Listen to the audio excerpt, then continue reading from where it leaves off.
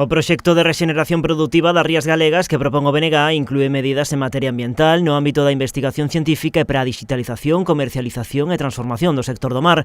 Un revulsivo necesario, entenden no bloque, que permitiría converter as rías galegas nun motor xerador de riqueza e emprego. Un proxecto de país que beneficie de cheo a economía real, a un sector productivo estratégico e de enorme repercusión en termos de emprego e de cohesión social.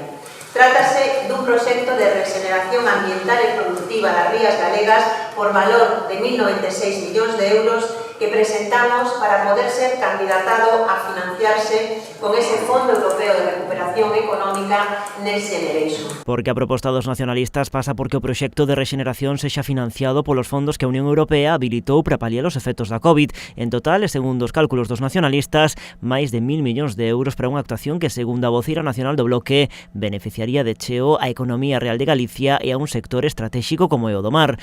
Esta proposta vai ser trasladada agora á Comisión Parlamentaria de Reactivación Económica e Social para recabar o apoio das outras forzas políticas. Os nacionalistas agardan contar co apoio de socialistas e populares porque entenden a proposta encaixa coas políticas definidas pola propia Unión Europea para obter os fondos.